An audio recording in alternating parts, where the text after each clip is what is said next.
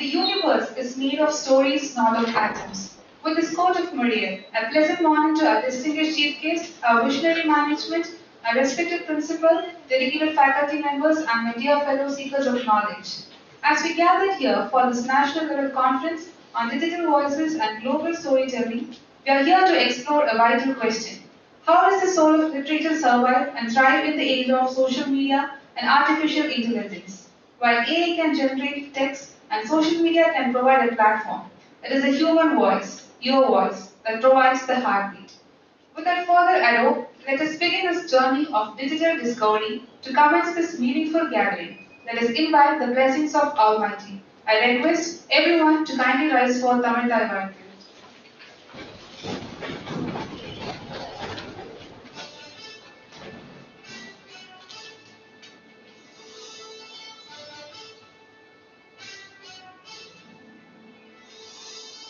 நீராறும் கடலுடுத்த நிலமடந்தை கெடிலொழுகும்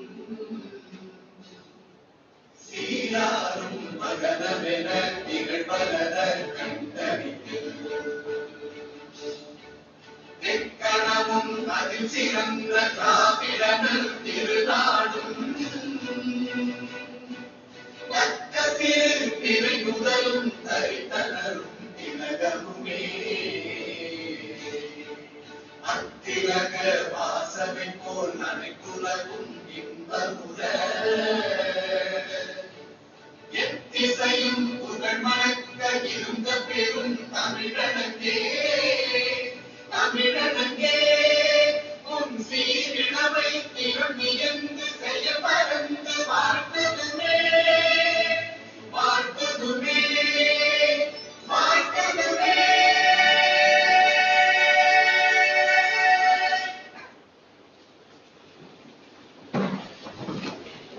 Thank you all. A single candle may light hundreds, so one heart may kindle another. To seek the blessings of the divine and the dispel of darkness of ignorance with the light of knowledge, I request our dignitaries on the dais to join for the commercial lighting of the lamp.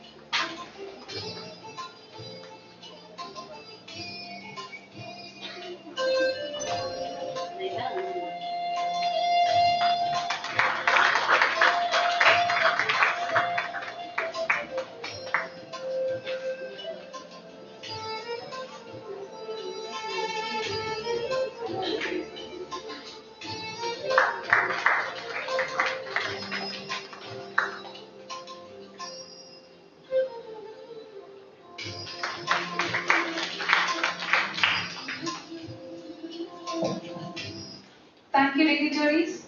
A warm welcome is the threshold of a great conversation. To officially open our doors and hearts to this gathering, I invite Mrs. D. Deepika Devi Ma'am, Head Assistant Professor, Department of English, to deliver the welcome address.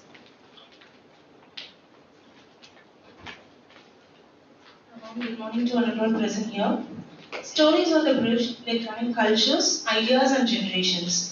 It gives me immense pleasure and great honor to welcome you all to the national level conference on digital voices and global storytelling, literature in the age of social media and AI, organized by the Department of English, PPG College of Arts and Science, in collaboration with the International Journal of English Literature and Literary Theories. At the outset, I extend my respectful greetings and a warm welcome to our respected chairman, Sir, Dr. L.P. Thangavelu, PPG Group of Institutions, whose visionary leadership and commitment to quality education continue to guide and strengthen our institution. I warmly welcome Sir in his absence. Welcome you, Sir. I also extend my warm greetings to Mr. Shanti Thangavelu Ma'am, correspondent PPG Group of Institutions, and Mr. Rakshit Thangavelu Sir, Vice Chairman of PPG Group of Institutions, for this conference in their absence. Welcome you both.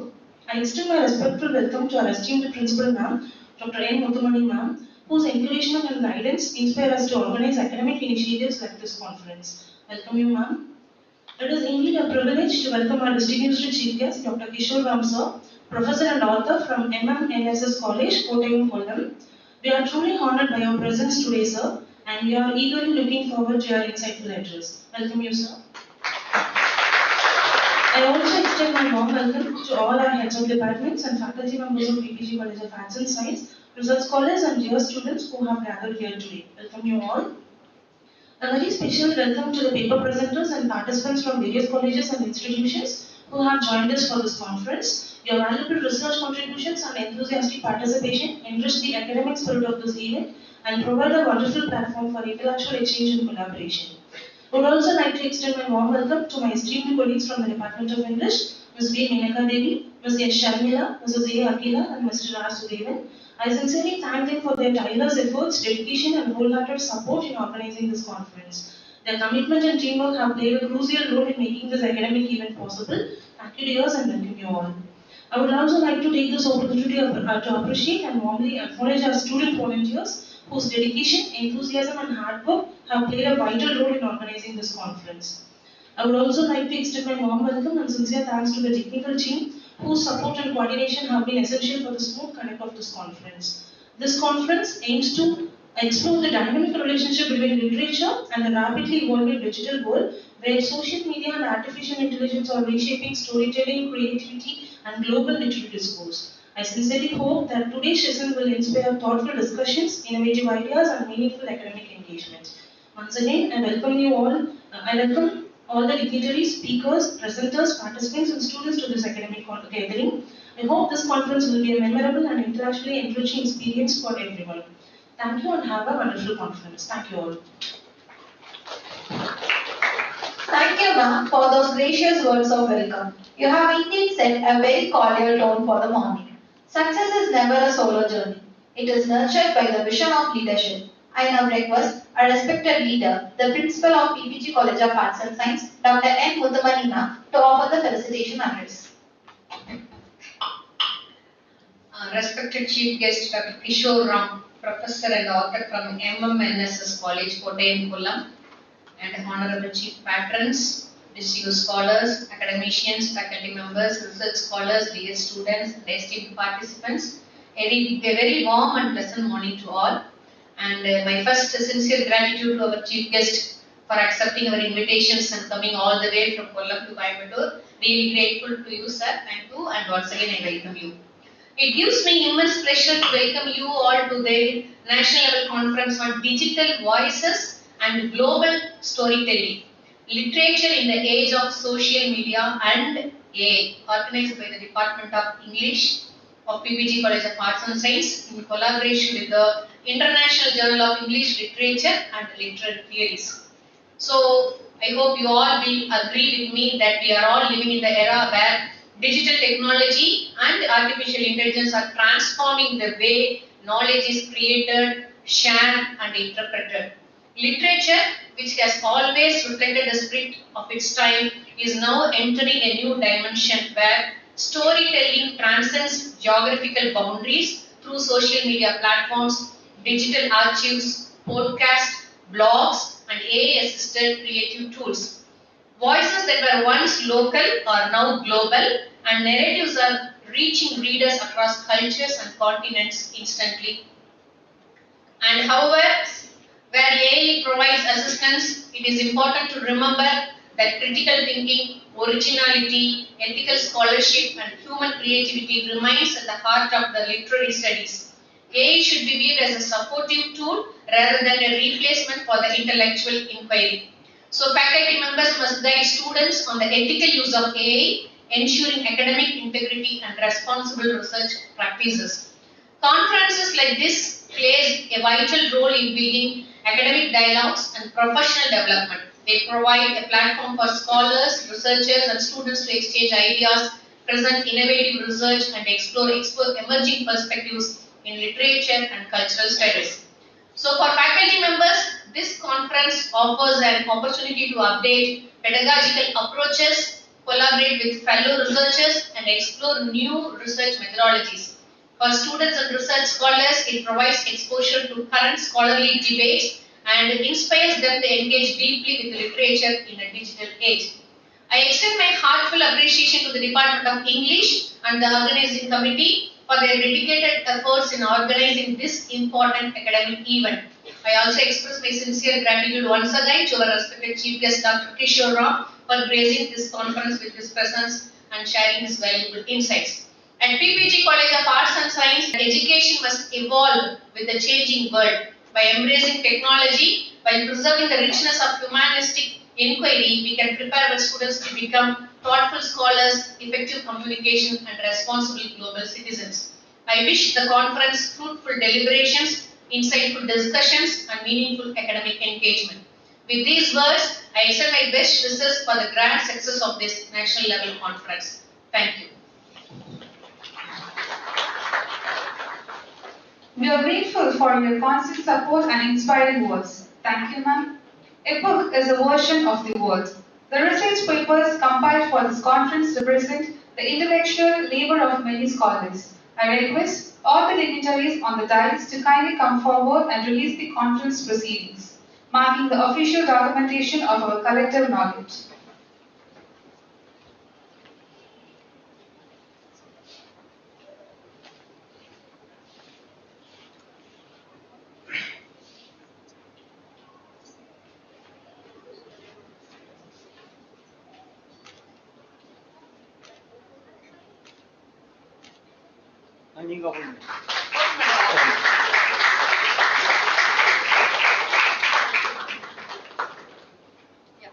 Ready, ma'am? Then wait. Okay.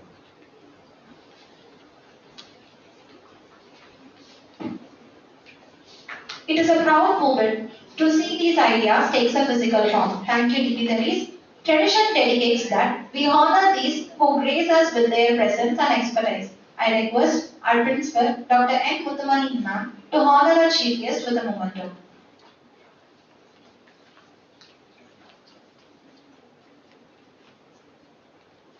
Thank you, sir.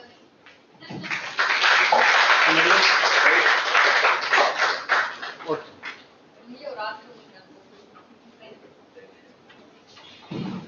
Thank you, ma'am. Before we hear from our guest, it is only fitting that we learn more about his illustrious journey. I invite Mrs. V. Menaka Devi, ma'am, Assistant Professor of English Department, to introduce our chief guest to this gathering.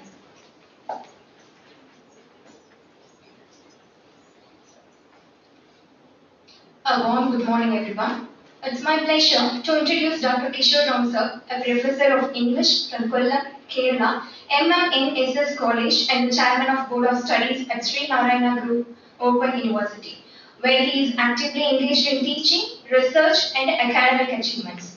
He is widely recognized for his contributions to creative writing, literary criticism, and film studies. His research interest particularly focuses on modern literature, queer studies, and political narratives in literature and cinema. His debut novel, The Dead Know Nothing, published by Penguin Random House, was shortlisted for prestigious literary awards, including the Atta Galata Festival and Mumbai Litfest Best First Book Fiction Award.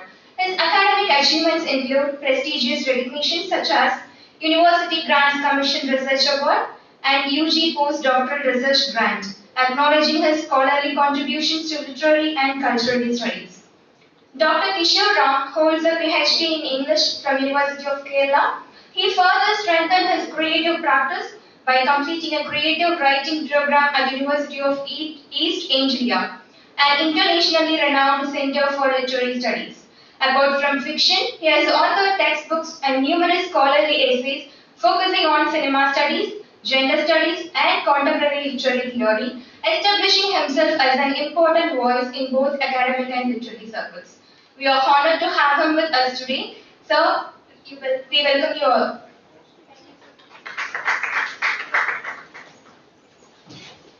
Thank you, ma'am. We now come to the most anticipated part of our inaugural session. To enlighten us on the intersection of literature, social media, and the power of AI, I invite our chief guest, Dr. Kishore Rao sir, Professor and Author, MMNSS College, Kottayam, Kollam, to take over the floor. Good morning. Respected Principal Dr. N. Muthamani, Head of the Department, Mrs. D. Devika Devi, Mrs. V. Menega Devi, Mrs. A. Akila, research scholars, faculty members, and dear students. It's a great honor to be here in Coimbatore once again. I think I've been in Coimbatore several times, Bharatiya University, BST College, and Kalpaga University. So Coimbatore is quite familiar to me. And the topic selected by the team here is also very relevant, which talks about digital voices and the threat that it is, or the favor that it is going to do to storytelling. We all know that storytelling is something that existed from very ancient time itself. So the first stories were carved out in the walls of caves and tree barks by primitive people. So the telling of stories started not recently, but started from the very time that human beings came to have intelligence. So, and I think it will continue for a long period also, and no AI or anything is going to threaten the creative talent of human individuals. Something happened in 2024, that is in Japan. An author called Rie Gudan was awarded the most prestigious award in Japan, which is something like the Jnanapeetham Award or Sahitya Academy Award, which is called Agutawa Prize 2024. And accepting that award, she declared that the novel was written by making full use of a generative AI like ChatGPT, which really shocked the judges and also people who heard it. And that led to a big controversy. So we have an author, award-winning author, declaring that she wrote her novel, which won the award, which is called the Tokyo Sympathy Tower. The novel's title is called Tokyo Sympathy Tower, written by Rie Kuda or Quda, both are correct.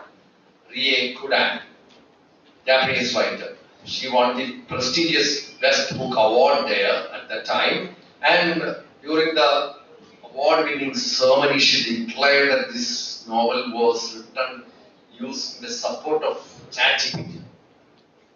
Now there was a big cry whether this award, she deserved this award, and finally the jury had to say something. So the jury said that she deserves the award. They're not going to remove her name from the award because they could find originality and creativity in her work. So they can't do anything about that. So anyway, now people started questioning the authorial voice. What is meant by authorial voice? The voice of the author. So whatever AI comes, the author has a peculiar kind of style. If you look at all these famous writers, let us start with Charles Dickens and dear Tolstoy, Virginia Woolf, James Joyce, R.K. Narayan, Raja Rao, all these contemporary, Arundhati Roy. Everybody will have their own authorial voice. That's authorial voice is just like your thumb impression. Nobody can imitate or replace or do something with that voice. So authorial voice is always there, present. So authorial voice is something which brings personality to a writer. Serving as an almost, just as I said, a thumb impression. So it cannot be replaced by any artificial intelligence. You can mimic it. Your voice can be mimicked. Similarly, an author's style can be mimicked by the artificial intelligence, but the intelligence that is there, the cultural kind of experience the author has, and the narrative factor that the author follows, and the authorial voice and the character's voice that merges to create a superb fiction work, cannot be imitated or replaced by any AI work. So in that, we find that the authorial voice holds strong, and an author who has a distinct style of writing will survive even under great threat by artificial intelligence. So now with the coming of AI, what happened? So as Ria Kundan declared, she used the support of artificial intelligence to write a novel. This kind of style of writing, which I think is increasing a lot these days, even especially among students' projects and also research scholars' contributions, can be termed as assisted writing, digitally assisted writing. That is what this kind of writing is called. So, what is the need for, or what is the role of artificial AI or digital literature in this present context? So we have to understand that earlier, for example, in my book also, which was published by Penguin Random House, it is nearly impossible to get a book published by Penguin. You have to be really a top writer to get published. So this is a big challenge, and I underwent all these things to get it published. And my book was accepted without any rejection. So you can think of the kind of effort that I took in writing my book. So to get it published in India, we have only Penguin and HarperCollins, who are the top publishers. But what happened when the digital platform came? There are several digital platforms, like I will tell you about that later on. So this, in a way, kind of leveled the hierarchy. That means it provided platform for everybody to publish. So you can write a book and get it published. You can publish a book online. You can find readers. Readers will read your book. And there are several positive things about this platform and also negative things about this platform. Thing is that I recently nowadays, because I got published by Penguin, many aspiring authors, they will try to make me read their works, which they self-published, which they published on digital platforms. Unfortunately, I won't be able to go beyond 1 or 2 pages because the narrative won't attract. The language is not up to the level. The style is not good. So all these defects are there in their books, but still their books get published. So what is the negative side and the positive side of digital platforms? One is that there is nobody to question. The writer is completely free, can write whatever he wants. Understand one thing: if you are writing 1,000 words, it has to be edited to 100. Understood? Just like ghee, you are making ghee. So you have to find out that. And an editor is required. So without an editor, without anybody to oversee what you are writing, you are getting published. That means nobody will read your book. Nobody is going to read all these rubbish what you have published online. So is artificial digital intelligence and other things, or digital platforms, offering something for the general public or general readers, or to the culture of that state? That is the question. It is not doing anything. It means that anybody can do anything. Just like, for example, you are playing some football or cricket at home. Maybe in the village you are the champion. But when you go to national level or state level, or even if you go out of your education institution to a different university level competition, you will understand that you are not up to the level. Similarly, when you are sitting home and writing your own work, you don't know whether it has got any quality, international standard, or at least state standard. No. You are just writing it and you are publishing it online. So that is not the kind of way publishing should be done. So in a way, online digital platforms is not going to substitute real publishing.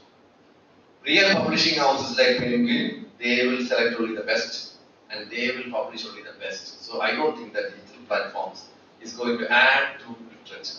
But still, there are various forms. Like I will tell you a platform where you can write stories. It's called Wattpad. WATTPA. WATTPA. Wattpad. You can have an account. You can write your first chapter and upload it. People will read it and comment about it. Then, if you want, you can correct the chapter and then again send it. Then again, you can keep on writing and maybe you will get some attention. See that you can't go to the Olympics, but at least you can go to Asian Games. Similarly, you can't reach the cube or you can't get the Booker Prize, but at least you can get a digital award. So this platform, Wattpad, is a very, a platform which will give you some comfort to writers who can't get published by great publishers. So Wattpad is a very good platform for aspiring writers to learn how to write. Maybe they will get a huge number of fans, and when they show that they have 1,200 fans or 1 lakh followers, maybe then the great publishing houses will come and publish your work. Similarly, something like that happens. Now there is another platform which is called Substack, Substack, where you can have an account and upload news and other things or your comments about maybe the lack of gas and supplies and other things. You can write about that an article and publish it. People will read it and comment. So these platforms give ready comments. These platforms help us to interact and communicate with people. So that means an interactive platform is available. In a traditional book, we have to read the book and comment when we meet the author, or just post a comment on some Facebook or some other place. But here in Wattpad and Substack, you get opportunity to comment immediately after reading. So this is quick and rather fast. So in a way, such mediums will help people to write fast and bring things fast. So then now coming to another point is that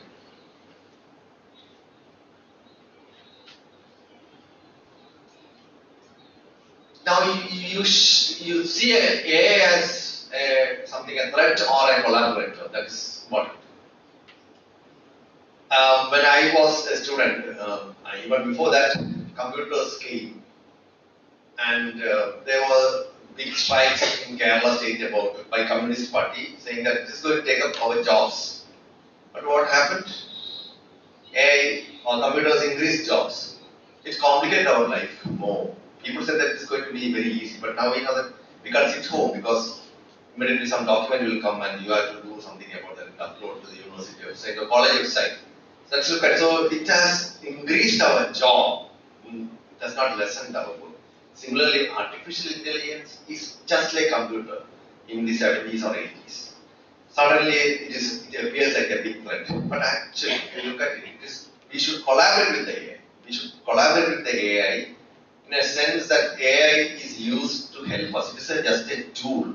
What will you use with hammer? If you have a hammer, you can send and drive a nail to the wherever you want, or you can do something. You can make it work or hit at some object with great force, which you can't do without a hammer.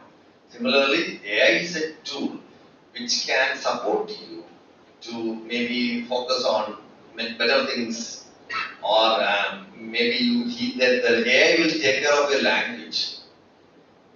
You can do your research. So you know that many people, they have plenty of ideas, but they can't express because of lack of language.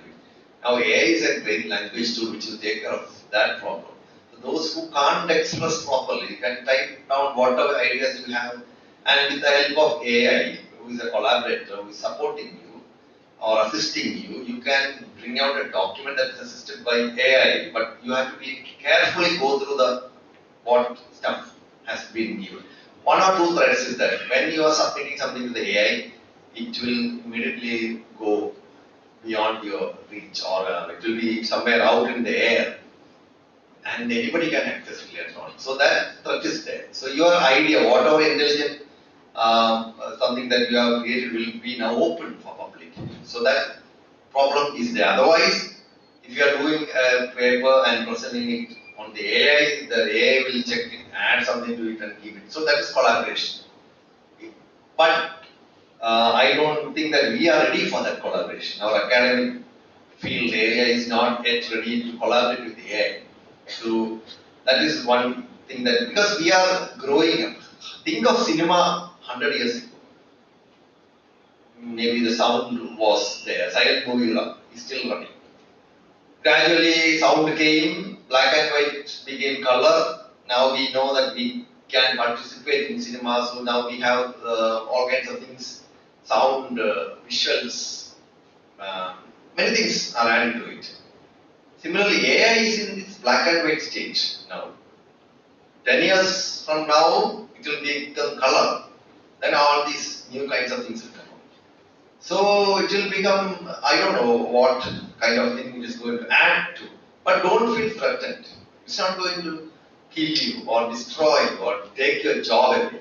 Maybe it will take away all kinds of jobs that are actually wasting human beings' time and give you opportunity to find new areas. So this, we should understand it as, see, for example, if somebody is coming to assist your mother in the kitchen, it's just like AI is coming to assist you, like that. So your mother will now have time to take care of other things. Understood? Similarly, AI is there to assist you. It's a tool. Don't feel frightened that AI is there. AI is actually going to increase your job. It's not going to take away your job. At present, it may appear like a threat, but gradually you will understand AI is there to assist and help you. Now we find that complex word building is there. When you are building up a novel, for example, sometimes we find that it is a complex thing. And when we are going around with the literature, this AI will support us in certain ways. Maybe you are as a writer, you are weak in describing something. For example, you can't describe, you are not witnessed a desert, so you don't know how a desert looks like, but you have to put that in the novel.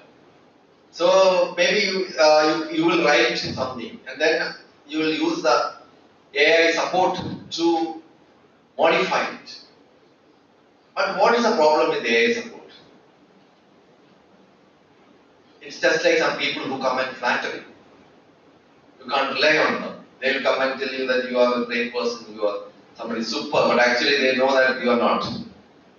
So just like that, the AI will come and create something which may appear to be authentic and perfect, but actually it is not. So we can't completely rely on the present day AI.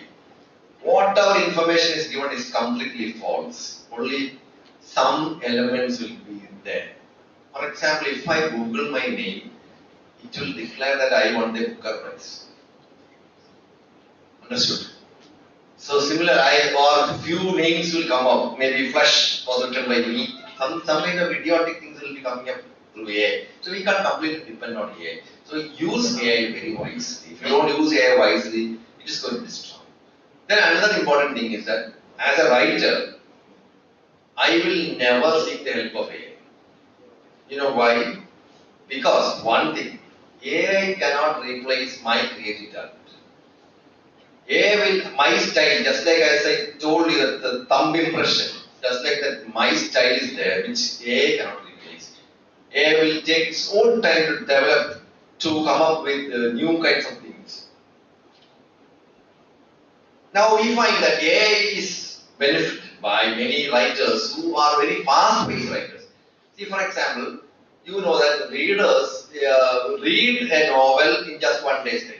The novel that I wrote, you can read in 1 day's time because it's fast-paced and quick and you can read. But it took me 3 years to write the novel.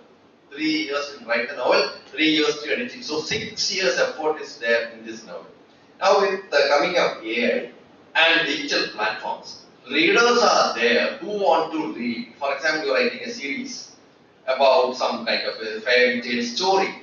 The second part, if you are writing it in your own style, it will take at least 2-3 years to write that. Whereas the demand is great. They want to see what is going to happen. They want to see what is going to take place.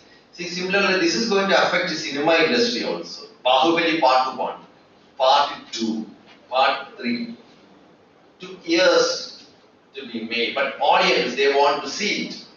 So what will happen? They will seek artificial intelligence support and will create virtual images and other things and make the movie quickly. That means the first part will come in January, second part will come in March, third part will come in April, like that. It will go on like that. So this is there in literature also. So when you have to write very fast-paced novels, authors depend on artificial intelligence quickly so that there is a big demand. The agent will pressurize you to write novels. So it increases pace. Now what will happen in artificial intelligence ruled world where digital platform is used? You write very minute, small pieces which will not have depth. The cultural depth will not be there. No cultural significance for what is written. It is what is it called? Yes. Algorithms. So algorithm generated demands which will lead to viral materials being bought. So sometimes the computer will search on the platform and come up with as this kind of things is required. So you have to add more based on this. So popularity will be based on certain data and it will not actually provide you with the right information. So writers will be focusing on popularity. Writers are focusing on popularity. But here, quick popularity, 1 minute popularity, 2 minute popularity. In a film I saw which is focusing on these kinds of digital platforms, it is said that a person requires attention. So when you post your selfie, you require people to like it. When you post your picture, you require people to like it. So if the like is coming down, you feel worried. So that is always there. So now as I said, it is not going to kill the writer. Artificial intelligence on digital platform is not going to kill the writer. But who will die? The editor will die. It's going to kill the editor. The editor is going to be killed by artificial intelligence because writers are now going to depend on ChatGPT or Gemini or Word Art or something like that. Many things are there which will help you. Grammarly is there. All these platforms are available and editing will take place online. The editors will die. Do you know that in my case when I wrote the novel, it took 6 to 7 months for the editor to read it, suggest certain things and I reworked. Then again, second editor, 3 editors for one book. 3 editors for one book. Whereas in a big, where there is big demand, for example, they want immediately chicken curry, so what will happen? They will not wash the chicken. Similarly, they will not edit the manuscript. It will be published as it is. So the quality of writing will come down. The quality will gradually decline. And we find that it is going to go down and down and down. And now what is the role of literature in an AI-dominated world is something that is going to worry us all. In fact, today we are standing on a ship and viewing a land, just like Vasco da Gama is standing on the ship and viewing India or Kerala from a distant place, not knowing what is going to happen there or what is there. Similarly, we are standing on the deck of a ship and viewing what is called artificial intelligence or something called the world, digital world. We are actually not aware what is going to happen there. But gradually when we come, maybe we may find that it is hostile. Maybe we find that it is hostile in the sense that it's going to take away all our jobs. It's going to completely change society, the way things are working. So, and now then people will be focusing on jobs which require the presence of human beings. And I saw a place where a factory is running where earlier 3,000, 5,000 people worked. Now the machines are taking care of all the things and only one man is required just to switch it on and off, just to be present. And he is feeling quite lonely because only 3,500 people got fired because of machines. But gradually when we look at the world population, Kerala we are having what is called the replacement ratio is below 2. That means parents won't get replaced by their children. And our population, our present strategy, these things show that we don't want children. That is a problem with the new generation. Why children are trouble? Just like we were trouble to our parents, we are not going to create troubles. So that is the strategy that is followed by new generation people, especially in developed countries. We are developing, so gradually that policy will take place also, will be implemented here. Now our generation is going to age quickly. In 10 years time, those above 60 years will be more than 25%, 30% of the population. 20 years, it will still increase. 30 years time, our population will be old generation. Just like in Japan, what happened in Japan and the economy came down. So similarly in India, we are going to face this problem. And when we face this problem, what is going to happen is that we need support. So this support can be provided by artificial intelligence. So many of the things that we need, for example, if you are walking into a hospital and within half an hour all your results are there before the doctor, and there is an artificial intelligence doctor also available, and you can go home or your problem can be diagnosed in just 1 hour's time or 30 minutes time or no, even 20 minutes time, then it's for your good. There is nobody to take you to hospital when you are very old, but the artificial intelligence technology will increase so that you can be at home and get treated. So these things is going to benefit us gradually. But in this era, the literature part has to be carefully handled because literature is a product of culture, a product of a society. And when I came here, I heard the prayer song, which deeply is rooted in your culture. Okay, which you are all proud of that song. And hearing that song, even a person from outside like me also gets attracted to that culture. So this is what is going to be replaced by artificial intelligence. So that is the great threat that AI is going to generate. But let me tell you one thing. Writers are ready to take up this challenge. For example, nobody can write like the present day generation novelists that I will just talk about. For example, there is Paul Lynch who wrote Prophet Song, which won the Booker Prize. So in his narration, we find a woman encountering a totalitarian control in the system that is existing in Ireland, and how she is trying to overcome or protect her family. So we find the narration is different. No artificial intelligence or any kind of ChatGPT cannot replace this kind of narration, where the readers are denied any pause or release. Trauma follows trauma. Trauma follows trauma. Dense, unbroken blocks, suffocative narratives.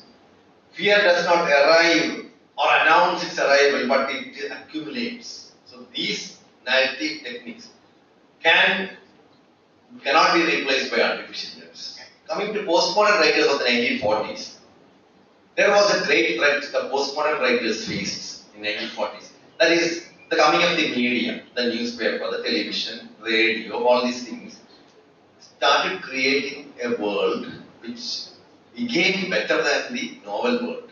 John F. Kennedy getting killed out publicly in the street. So that was telecasted. So people will naturally get attracted to that. No literature can substitute that. So what they did was, when the newspapers and media took over their regime, they packed their bags and went to a place, a different world, to the outside world, and started creating new literature, a new kind of work, which later on came to be called postmodern. And in that we find fragmented narration, lots of techniques used. Instead of humor, they use black humor. They have different narrative styles. They support every hierarchy and level all hierarchy, and all these techniques evolved. And I think the postmodern period is, as far as literature is concerned, is a very rich period. but it's very difficult to understand these writers. Similarly, when you come to the modern world where we find all these writers like Jenny Eppenberg, Paul Lynch, then Everett, Veronica, David Saleh, all these writers are there. We find, I personally feel that I am not threatened by any kind of artificial intelligence, because a very established writer or a very good writer can easily overcome the challenge created by artificial intelligence. Actually, it is a threat. In order to overcome this threat created by artificial intelligence, I as a writer will create something that artificial intelligence cannot claim any kind of support or any kind or threaten to duplicate. So that is something that we have to actually focus on. But artificial intelligence is gradually growing, just like a virus. It's going to come on for maybe it's going to generate, and new forms will come up, which will gradually take away human capacity and capability to create. But we have to understand that whatever artificial intelligence create is actually created by a tool which we invented. So I don't feel that it is going to threaten and destroy literature. But only thing is that it is going to create lots of things that it will be difficult to identify the quality products. The quality or branded products, to identify what is good will be difficult. So literature, poetry, nowadays we know that many people write poems. With the coming of digital platforms, every moment we can write a poem. We can write certain lines, and with the support or assist from the ChatGPT, we can put a poem. Pick out the real ones. That is the threat that readers are going to face with the coming of artificial intelligence.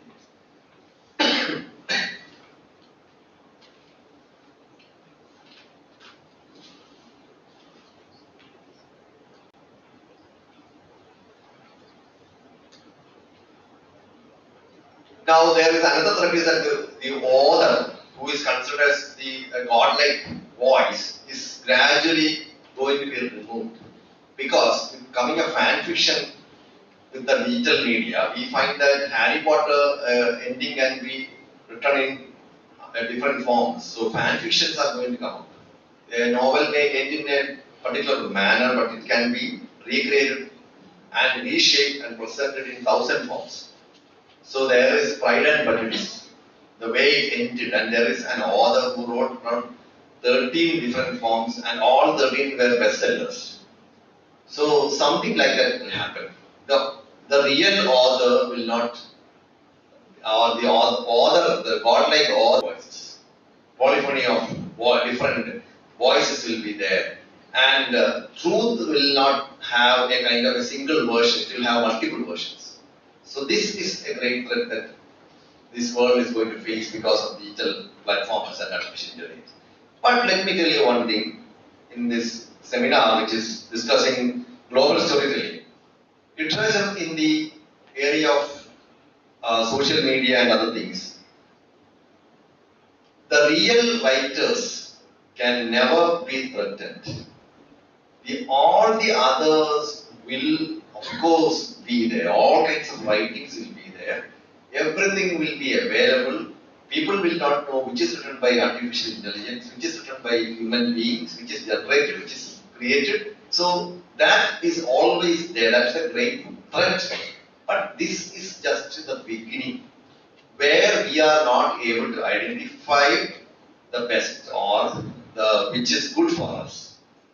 But gradually, as artificial intelligence develops and human beings adapt to it, we will gradually be able to overcome the threat and use it as a tool, and the real stuff, the genuine stuff, will always occupy its position.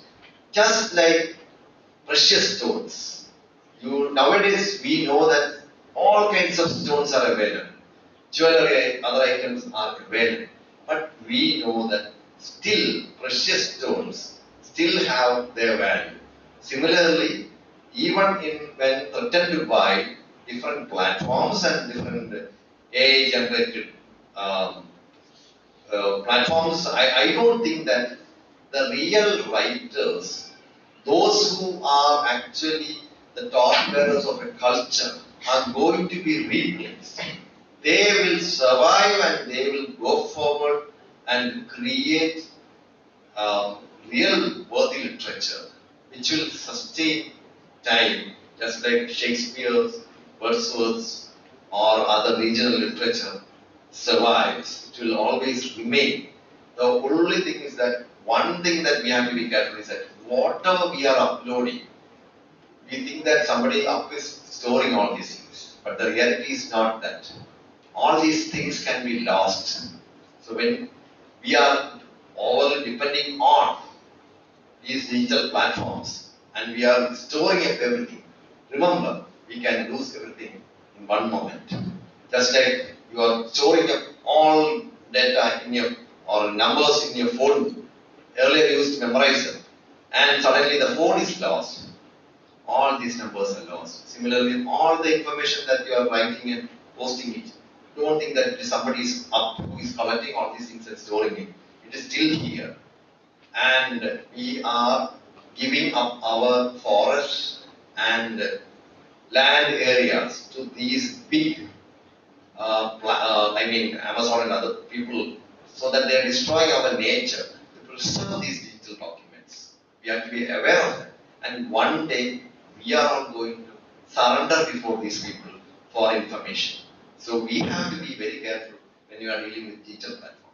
We have to understand the threat that is there in digital platform and don't depend entirely on digital platform, but we should take a hybrid mode where both this will be used for our benefit, but we will not completely surrender.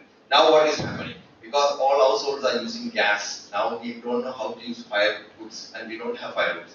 Similarly, but we should always move to a hybrid mode, and in digital area also, it is always good. Don't allow all our medical details and documents to be stored. We should keep it with us also, so that once that document is lost, we can go to the hospital and show our personal copy of it. So similarly, whatever literature we are writing, don't write and just post it online, but preserve copies, so that when these platforms are going to overpower us and demand money from us to share their details, we still depend on, or we still have a kind of a back file with us, so that we will not be completely threatened. So once again, I thank PPG College for inviting me, and also for selecting such a relevant topic for discussion. And I hope that this day you will all interact and come up with a solution for problems that I have raised. Thank you.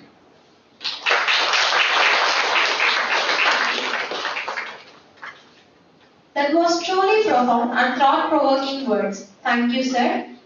Respected staff members, students, and research scholars, it is time for a break. For your kind information, the paper presentation will begin at PPG Arts Block. The venue is Conference Hall.